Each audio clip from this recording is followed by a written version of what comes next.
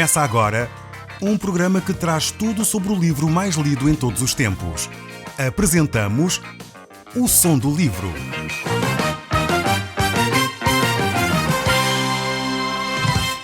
Seja muito bem-vindo. Neste podcast vai encontrar o livro mais conhecido e lido em todo o mundo. Vamos levá-lo numa viagem pela história da humanidade. Este é um audiolivro para si, para a sua família e sociedade em geral. Contextualização e comentários de Paulo Chaveiro. E nós hoje estamos de volta à Carta dos Gálatas, no capítulo 4. Nós vamos desde já começar a leitura destes textos bíblicos, pois realmente nós temos muitos comentários a fazer a estes textos. Eles são extremamente ricos, têm verdades profundas, ensinos muito importantes ao nível espiritual para nós. E eu espero sinceramente que esta meia hora possa transformar radicalmente o tecido social da nossa nação.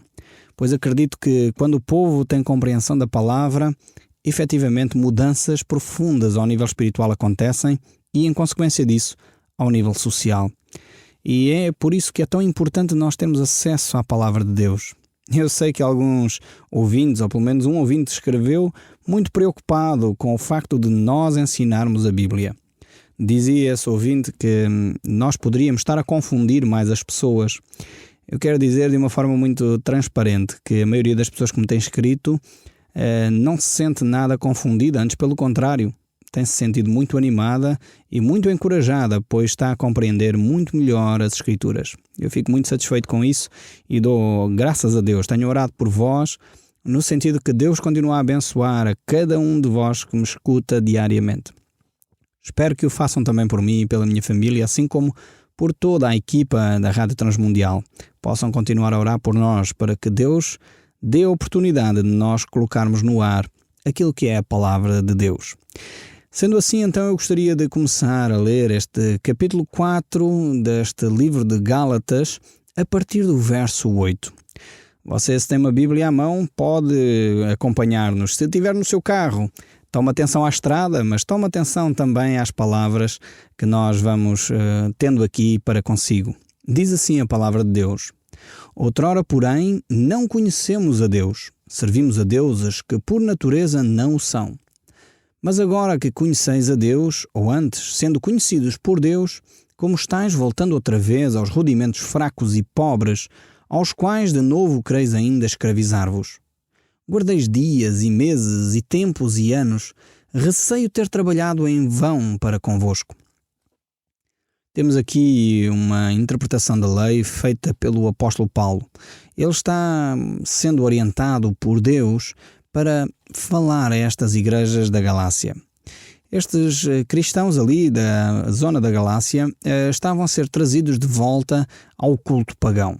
Eles tinham sido pagãos, tinham seguido a idolatria, tinham tido imagens a quem dobravam o joelho, a quem faziam as suas preces, e depois perceberam que só era através de Cristo que tinham a possibilidade de se relacionar com Deus, tornaram-se efetivamente cristãos, mas depois começaram a acrescentar coisas ao cristianismo. Infelizmente, parece a história de muitos países e até de muitas comunidades cristãs, que depois de perceberem a verdade do Evangelho, começam a juntar a tradição, juntar a sua história, dar mais importância aos acontecimentos da história do que àquilo que é o Evangelho de Cristo.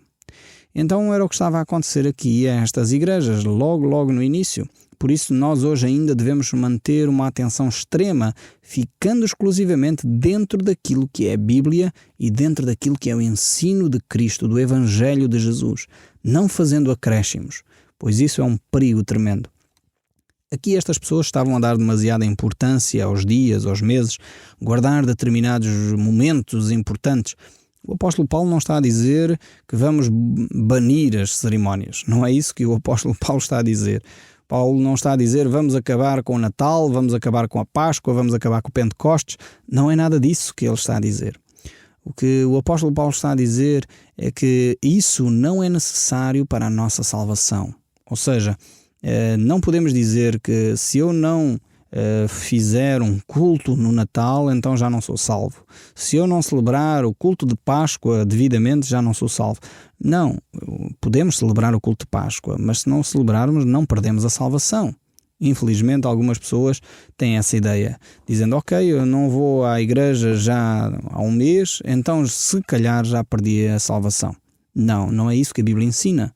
O meu filho mais velho, o Natanael, a certa altura perguntou-me: pai, como é que é? Perde-se a salvação, a relação com Deus? Perde-se ou não perde-se? E esta é uma pergunta de bolso, uma pergunta de algibeira, uma pergunta que uma criança faz normalmente. Talvez você, na sua caminhada com Deus, se encontra nessa fase da sua vida, pondo em dúvida: será que eu sou efetivamente filho de Deus? Primeira questão é verificar se você nasceu de novo. A Bíblia é clara sobre isso. Precisamos de um novo nascimento. Você pode dizer que é cristão, até ter sido batizado em criança, mas nunca ter nascido de novo. O novo nascimento ocorre quando você confessa o seu pecado a Deus, quando você se arrepende de ter vivido sem Cristo e aceita que Cristo Jesus começa a ser Ele o Senhor da sua vida. Quando você toma essa decisão, há um novo nascimento. Depois há a caminhada com Deus, começamos a caminhar com Deus. E às vezes Satanás, no seu percurso, começa a lançar dúvidas na nossa mente. Ele fez isso com Cristo, não sei se você está lembrado. O Evangelho de Mateus, capítulo 4, apresenta esse episódio. Lucas também o faz, apresenta aquelas tentações de Cristo no deserto. E lá qual foi uma das tentações? Era exatamente na filiação de Jesus a Deus. Ele pergunta: se tu és filho de Deus, lança-te daqui abaixo. E é o que Satanás continua a fazer provavelmente consigo. Ele tenta fazer comigo, tenta fazer com todos aqueles que são filhos de Deus. Tu és um verdadeiro cristão e já há um mês não vais à igreja. Então, o desafio não é deixar de ser cristão, o desafio é passar no próximo domingo a ir à igreja. Muitas vezes o que nós fazemos: pois é, realmente eu não sou cristão, e desistimos. O desafio não é desistir. O desafio é voltar aos caminhos de Deus. Então, como eu estava a dizer, o meu filho estava-me a perguntar: mas pai, será que eu perco essa relação com Deus? E eu expliquei de uma forma simples e eu penso que ele compreendeu, espero que você compreenda também. Eu disse: meu filho, tu és meu filho. Nasceste, o pai te gerou com a mãe. Quando tu pecas, quando tu desobedeces ao pai, quando tu fazes uma coisa que desagrada ao pai, o que é que acontece? O pai fica triste. Pois claro que fico triste. Mas deixaste de ser meu filho simplesmente porque eu fiquei triste? Não, o pai não me deixa de ser meu pai, assim como eu não deixo de ser seu filho. E é exatamente com Deus. Quando nós uma vez nascemos de novo, quando voltamos a pecar, é óbvio que Deus não fica satisfeito. Deus não fica contente com isso. Mas não deixamos mais de ser filhos de Deus.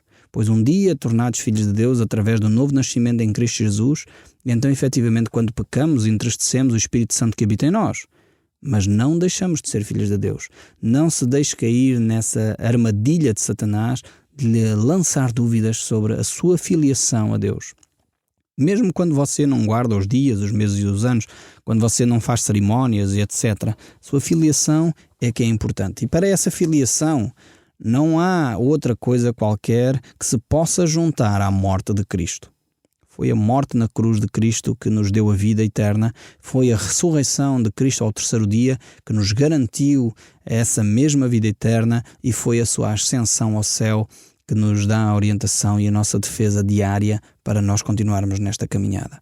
Então entendamos bem estes princípios, pois a inversão e a colocação no lugar errado destas questões tem produzido muita insegurança em muitos cristãos e tem efetivamente levado muitos que não são cristãos a pensar que o são. Então é necessário um novo nascimento, é fundamental, e a partir daí então o nosso percurso com Deus está estabelecido. Precisamos de analisar bem a Bíblia para poder então seguir o nosso crescimento espiritual. E o apóstolo Paulo estava preocupado com o crescimento espiritual destes cristãos ali. Estavam a voltar aos rudimentos, estavam a voltar às coisas fracas, às coisas que eram efetivamente da carne, que não tinham a ver com o crescimento espiritual. O verso 9 então prossegue a dizer: mas agora que conheceis a Deus, como estáis voltando outra vez para os rudimentos fracos e pobres, quais de novo quereis ainda escravizar-vos? O apóstolo Paulo estava preocupado porque estes rudimentos eram realmente uma escravidão, levava-os à escravidão. Pois aquilo que é legalismos, seja eles de que ordem for, efetivamente escravizam. Foi exatamente por isso que Jesus disse: conhecereis a verdade, e a verdade vos libertará. Se o Filho vos libertar, verdadeiramente sereis livres. Este é o princípio fundamental para a vida cristã. Não nos podemos deixar subjugar por nada, nem vícios, nem drogas, nem álcool, nem tradições, nem religiosidade. Nada nos deve escravizar. Devemos ser livres em Cristo para fazer o bem, para amar o próximo, para estar efetivamente a viver em novidade de vida, conduzidos por Deus. Pois se somos conduzidos por Deus, é óbvio, não estamos para praticar o mal e fazer coisas erradas. Quando somos conduzidos por Deus, é para amar o próximo e aqueles que realmente estão ao nosso redor. Isso vê-se nas nossas ações, nas nossas palavras, nos nossos pensamentos. Mas o apóstolo prossegue e mostra ao povo que eles estavam realmente a voltar aos rituais judaicos. Ele diz: guardais dias, meses, tempos, anos, receio de vós que eu tenha trabalhado em vão para convosco. Este povo aqui estava efetivamente a desviar-se daquilo que era o Evangelho de Cristo. Desviando-se para legalismos, para tradições, para coisas que em si mesmo não são boas nem más, mas que efetivamente estavam a ser acréscimo ao Evangelho de Cristo Jesus. E muitas vezes há coisas que até são boas, mas que quando se tornam acréscimo ao Evangelho de Cristo, então passam a ser más. Temos o exemplo do batismo. A Bíblia nos ensina, é fundamental sermos batizados. Mas quando a pessoa diz que se não fores batizado não és salvo, estamos a fazer um acréscimo ao Evangelho. Porque o que é que salva? É o batismo ou é a morte e a ressurreição de Cristo? O batismo é uma consequência da nossa decisão de nos filiarmos a Deus. Quando eu decido nascer de novo, quando eu decido pedir perdão pelo meu pecado, quando eu decido receber a Cristo como meu Senhor Salvador, então faz todo o sentido eu ser batizado. Mas infelizmente se tem invertido este princípio bíblico simples e se tem colocado o batismo como pré-requisito para a salvação, dizendo que se a pessoa não foi batizada, então se morrer já não vai para o céu. Isto não está escrito na Bíblia em lado nenhum. Você que tem uma Bíblia, leia a sua Bíblia, não se deixe engodar ou enganar por quem ensina algo que não está escrito na Bíblia. Leia a Bíblia você mesmo e chegue à sua conclusão. Olhe para o texto bíblico. É verdade que nós lemos aqui nesta carta aos Gálatas que aquele que não é nascido da água e do Espírito não tem efetivamente esse relacionamento com Deus. Mas aqui estamos a falar de um relacionamento com Deus que acontece efetivamente no nosso íntimo primeiro. E como consequência disso, então, o batismo é naturalíssimo. Como vê, as coisas têm que estar no sítio certo e não invertidas por ninguém. Quando nós invertemos a ordem das coisas, então criamos legalismos, criamos orientações que se acrescentam ao Evangelho de Cristo e que nos vêm afastar de Cristo. Por isso o apóstolo Paulo prossegue a dizer aqui no verso 12: sede qual eu sou, pois também eu sou como vós. Irmãos, assim vos suplico, em nada me ofendestes. E vós sabeis que vos preguei o Evangelho a primeira vez por causa de uma enfermidade física. E posto que a minha enfermidade na carne foi uma tentação, contudo não me revelaste desprezo nem desgosto. Antes me recebeste como um anjo de Deus, como o próprio Cristo Jesus. Que é feito, pois, da vossa exultação? Pois vos dou testemunho que, se possível fora, terias arrancado os vossos próprios olhos para me os dares. Que o apóstolo Paulo exalta a atitude desta comunidade. O apóstolo Paulo tinha um problema na vista, não sabemos exatamente qual, mas tinha um problema sério na vista. Não sabemos ao certo se era alguma coisa que se podia notar pelas outras pessoas que o rodeavam, ou se era um problema tipo miopia ou de outro género qualquer, mas o facto é que ele tinha alguma dificuldade em ver. Tanto que no final desta carta ele diz que com grandes letras vos escrevi.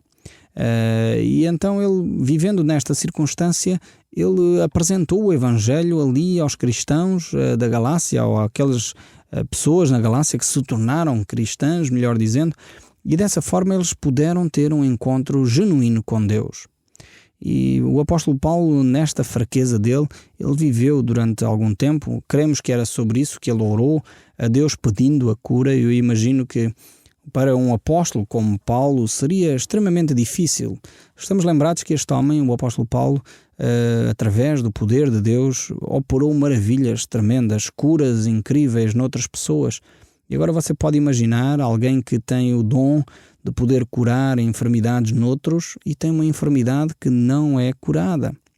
Ele orou 3 vezes a Deus para que Deus eliminasse, pensamos nós, que era isto o seu espinho na carne. E a resposta de Deus foi: a minha graça te basta, pois o meu poder se aperfeiçoa na fraqueza. Isto encontramos na segunda carta aos Coríntios, capítulo 12, verso 9.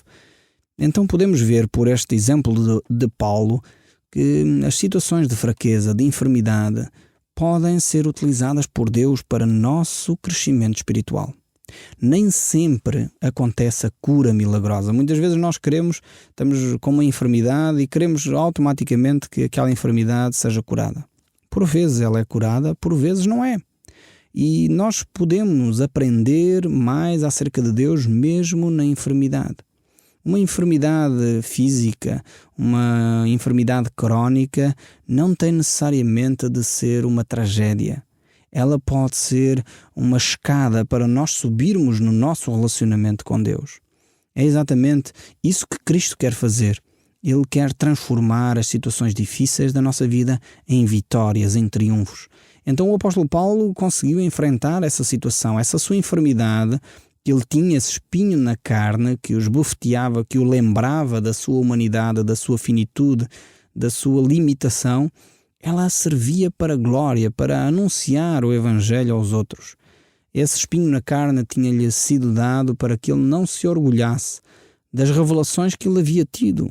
Eram revelações fantásticas, ele tinha poderes incríveis para operar maravilhas, mas a sua própria carne havia fraqueza. Ele tinha de se lembrar da sua humanidade. Tinha de se lembrar que aquilo que ele operava, as maravilhas que ele fazia, era um poder de Deus que operava através dele. E infelizmente, quando nós nos esquecemos da nossa humanidade, é quando nós deixamos de ter compaixão pelos outros. Há pessoas que se esquecem facilmente do percurso de vida que fizeram. E muitas vezes esquecem-se que no passado tiveram problemas talvez com dependências. Esquecem-se que no passado tiveram talvez problemas com pobreza, com dificuldades financeiras, talvez esquecem-se que no passado se calhar roubaram aquilo que não era seu, tiraram alguma coisa a outras pessoas. E depois de alguns anos de cristãos, como já organizaram a sua vida, Deus foi abençoando, a pessoa foi sanando o pecado da sua vida, depois vem outro cristão novo na fé a mentir ou com um vício ou com qualquer outra dificuldade, e a pessoa cai em cima dessa pessoa com grande agressividade. Isso porquê? Porque muitas vezes esquecemos a nossa humanidade. O apóstolo Paulo teria todas as condições para ser extremamente agressivo com as falhas mais básicas na fé cristã, pois ele tinha revelações tremendas, ele tinha uma intimidade com Deus profunda, ele operava maravilhas tremendas, ou melhor, o Espírito Santo operava através dele maravilhas tremendas. E ele teria todas as condições para poder não aceitar as falhas nos outros. Mas Deus disse: para que não te orgulhes, eu vou manter este espinho na tua carne. Provavelmente seria esta enfermidade. E esta enfermidade que ele tinha então serviu para que os Gálatas ouvissem o Evangelho. Eles não se escandalizaram. Então, de volta aqui ao nosso verso 16, diz assim: tornei-me porventura vosso inimigo por vos dizer a verdade? Os que vos obsequiam não o fazem sinceramente, mas querem afastar-vos de mim para que o vosso zelo seja em favor deles. É bom ser sempre zeloso pelo bem, e não apenas quando estou presente convosco, meus filhos, por quem de novo sofre dores de parto, até Cristo ser formado em vós. Pudera eu estar presente agora convosco e falar-vos em outro tom de voz, porque me vejo perplexo a vosso respeito. O apóstolo Paulo, efetivamente, como um pastor cuidadoso com o seu rebanho, está preocupado com o desenvolvimento espiritual, ou melhor, com o afastamento espiritual destes cristãos ali da zona da Galácia. Assim como um pastor, como um líder de uma comunidade, deve estar preocupado quando os seus fiéis não estão a seguir fielmente a Cristo, quando os seus fiéis não leem a Bíblia, não oram, não estudam, não estão efetivamente no culto ao domingo. Então é necessário que o líder vá saber o que é que está a acontecer com a vida espiritual dessas pessoas. O verso 21 deste capítulo 4 ainda diz: dizei-vos que o que quereis estar sob a lei, acaso não ouvis o que a lei diz? Pois está escrito que Abraão teve 2 filhos, um da mulher escrava, o outro da livre. Mas o da escrava nasceu segundo a carne, e o da livre mediante a promessa. Vemos aqui que o apóstolo Paulo agora vai fazer este paralelo entre aquilo que aconteceu com Abraão, com Sara e Agar. Estas são então alegorias, como diz ele no verso 24, porque estas mulheres são duas alianças. Uma, na verdade, se refere ao Monte Sinai, que gera para a escravidão, e essa é Agar. Aqui, quando o Paulo está a se referir a que são duas alegorias, não está a dizer que isto foram histórias inventadas, que foram histórias alegóricas, não. Estas personagens são personagens reais, personagens que efetivamente existiram na história, há relatos históricos, dados arqueológicos que mostram efetivamente a existência, confirmam a existência do fundador da nação de Israel, de Abraão, e destes episódios que são relatados aqui. Quando o apóstolo Paulo usa esta expressão alegoria, no sentido de vamos mostrar uma nova ilustração, pegando no exemplo do passado e fazer uma ilustração com ele. E prossegue a dizer: ora, Agar é o Monte Sinai na Arábia, corresponde a Jerusalém atual, que está em escravidão com os seus filhos. Ele mostra então que estar debaixo da lei é como esta mulher Agar, que era a escrava, e que tem a ver com o Jerusalém atual, ou seja, não é o Jerusalém espiritual, aquele a que todos que nasceram de novo fazem parte. O verso 26 prossegue: mas o Jerusalém lá de cima é livre, o qual é a nossa mãe, porque está escrito: alegra-te, ó estéril, que dás à luz, e exulta e clama, tu que não estás de parto, porque são mais numerosos os filhos da abandonada do que as de que têm marido. Aqui é uma referência ao facto de Sara ser estéril, mas no entanto ela poderia se alegrar, porque a promessa iria se cumprir. E o verso 28 ainda diz: vós, porém, irmãos, que sois filhos da promessa, como Isaque, como porém outrora o que nascera segundo a carne perseguia ao que nasceu segundo o Espírito, assim também agora.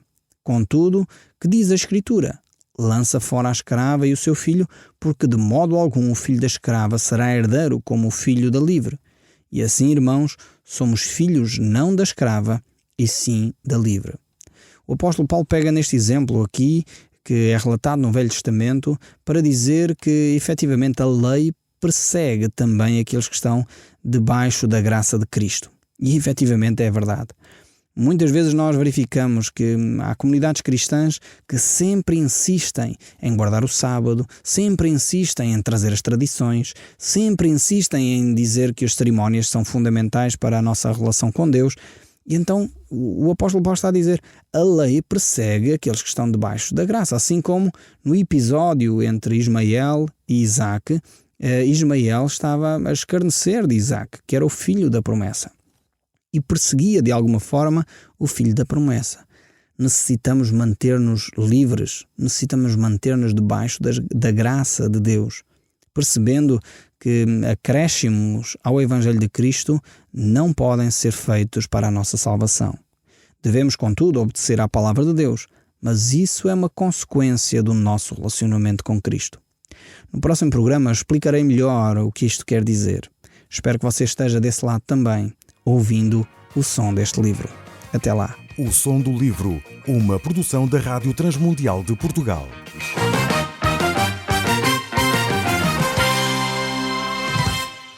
RTM. Conhece todos os nossos programas em rtmportugal.org. Uma produção da Rádio Transmundial de Portugal.